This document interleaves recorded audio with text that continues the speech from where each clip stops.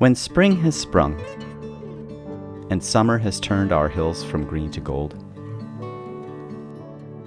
a subtler wave of blooms begins, and graces Mount Diablo with its own beauty through the summer and fall. These are the late bloomers.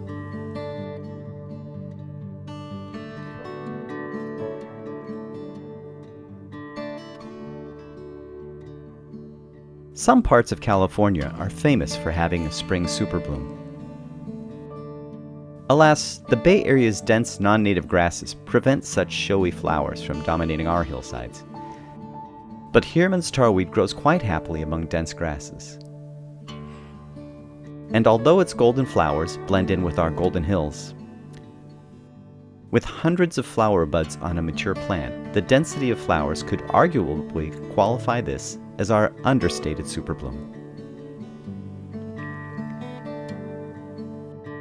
Heermann's tarweed is the dominant tarweed on Mount Diablo, and is both native and endemic to California. There is more to it than just lovely golden flowers. The stems and flower bracts are covered with resinous glands, making the plant, and anything that touches it, sticky and scented. On a warm summer day, the air is filled with the pungent smell of tarweed, a scent Wild Mount Diablo team members describe as a poetic blend of dessert wine and diesel fuel, and a lemon butter pine pitch. Understated superbloom, or super understated bloom, this golden native graces our mountain from July to October.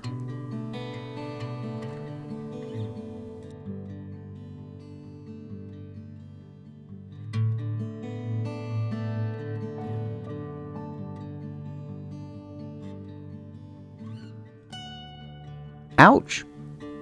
Ouch! Ouch! If you've ever walked through a field of yellow star thistle, you remember it. Long pants are no protection from the sharp spines on these flowers, and they are the bane of mountain bikers everywhere, due to their ability to pierce tires and to draw blood from cyclists' shins. A rather unwelcome flower, yellow star thistle is considered one of the most invasive weeds in California, and is a significant issue for our local ecosystems. An estimated 12 to 15 million acres are dominated by yellow star thistle in our state. It is very difficult to eliminate, as the taproot can extend more than 6 feet into the ground, and a large plant can generate over 75,000 seeds, which can remain viable in the soil for years.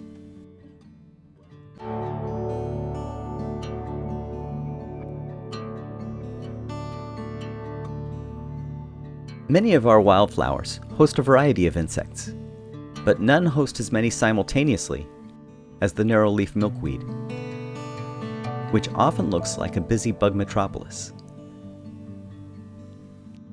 Probably the most famous visitor to narrow-leaf milkweed is the monarch butterfly, which relies exclusively on milkweed plants to host its caterpillars. By feeding on milkweed leaves, the monarch caterpillars accumulate cardiac glycosides, substances that make them unpalatable or even toxic to most predators.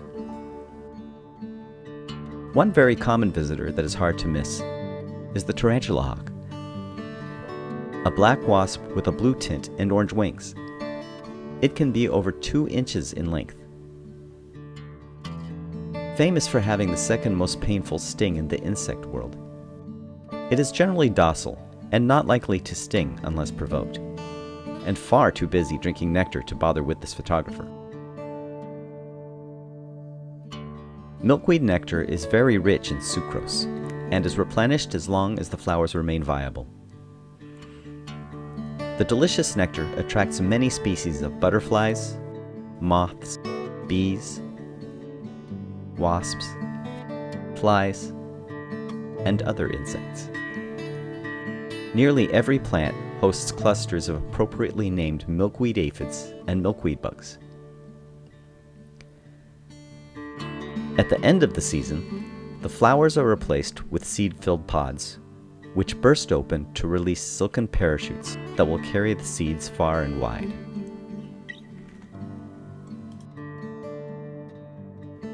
The wonders of nature never rest, nor does the bloom on our mountain. These are just a few of the flowers that bloom through the summer and fall, for our pollinators and for us flower lovers.